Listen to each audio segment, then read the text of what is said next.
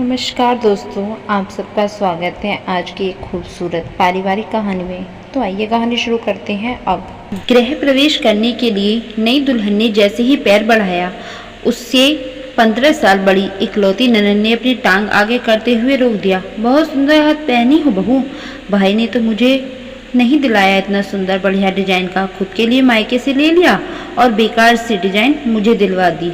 सुनते ही रचना चौंक गई। मन ही मन उसने सोचा, लेकिन हम दोनों ने अपना अपना डिजाइन खुद ही पसंद किया था, फिर आज ऐसी बात क्यों कह रही हैं दीदी?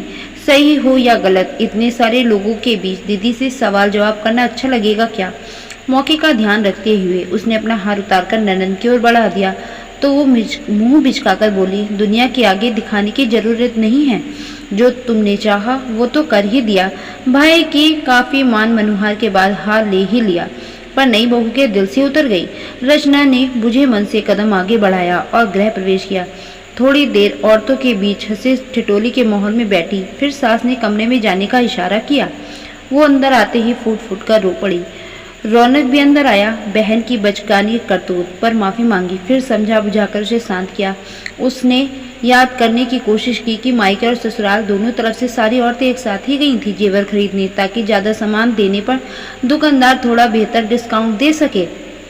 उसने और दीदी ने अपने हार का डिजाइन खुद पसंद किया था, फिर ये कैसी बात कर रही हैं? सोचते सोचते पलंग पर बैठी उसकी आंख लग गई।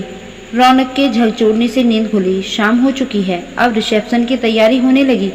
बहू के सोलह श्रृंगार के लिए ननद आई। बुझे मन से वो तैयार होने लगी।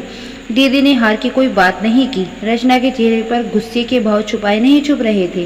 तभी रौनक ने आकर प्लास्टिक की थैली रचना को पकड़ाई। ये तुम्हारी माँ के घर से आया है, शायद छूट गया था, स्टाफ अभी देकर गया है। उसको बिल्कुल समझ नहीं आया, कल तो पग फेरे के लिए जाने ही वाली हूँ। ऐसी कौन सी जरूरी चीज है जो माँ ने आज ही भिजवाई? फिर उसने थैली में देखा, स्टील के डिब्बे में 5-7 लड्डू थे। ननद ने कहा, मायके से आए लड्डू खिलाओगी नहीं? उसने एक लड्डू निकालकर ननद को बढ़ाया तो रौनक ने हाथ आगे कर दिया, दूसरा उसके हाथ में रख दिया।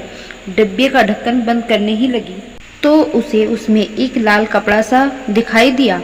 छोटी सी बंधी हुई गठरी निकाली, खोलकर देखा तो अवाक रह गई। उसमें माँ के हाथ से लिखी चिट्ठी थी, बेटा अपनी ननद का साभार करना, उन्होंने हमें बेइज्जती से बचा लिया। जो हार तुमने ब्याह के वक्त पहना था वो वही आर्टिफिशियल सैंपल था जिसे सुनार को दिखाकर तुम्हारे लिए सोने का गढ़वाया था। दरअसल असली सोने का हार पॉलिश से होकर वापस ही नहीं आ पाया था, इसलिए कल तक इसकी डिलीवरी नहीं हो पाई थी, पर इज्जत बचाने के लिए मैंने तुम्हें वही नकली हार दे दिया।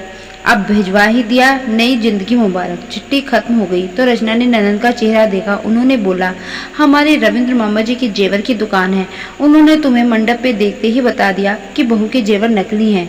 उनकी बात सुनकर मैंने तुम्हारी मम्मी से सीधा ही पूछ लिया, उन्होंने सच बताया तो मुझे लगा कि पूरे खानदान में ये बात फैल जाएगी।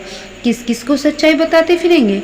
तुम्हारे मायके की इज्जत उछलेगी सो अलग, वो अलग। इससे बचने के लिए मैंने गृह प्रवेश के वक्त ही तुम्हारा हार उतरवा लिया, ताकि मुंह दिखाई के बहाने कोई रिश्तेदार तुम्हारा हार करीब से न देख पाए। अब ये असली हार पहनो और रिसेप्शन एंजॉय करो, लोगों को करीब से हार देखने का मौका दो। रचना की आंखों से नफरत की दीवार लांघकर प्रेम और ग्लानि के आंसू मोती बनकर बह निकले। हम भी कभी नई बहू थे दुल्हन रानी, रचना के गले लगते हुए दीदी ने कहा तो दिलों के मैल मिट गए। तो दोस्तों, आपको ये कहानी कैसी लगी? कहानी पसंद आए तो वीडियो को लाइक करें, शेयर करें, चैनल को सब्सक्राइब जरूर कर दें। फिर मिलते हैं आपको एक नई वीडियो के साथ, तब तक अपना और अपनों का ध्यान रखिए। धन्यवाद।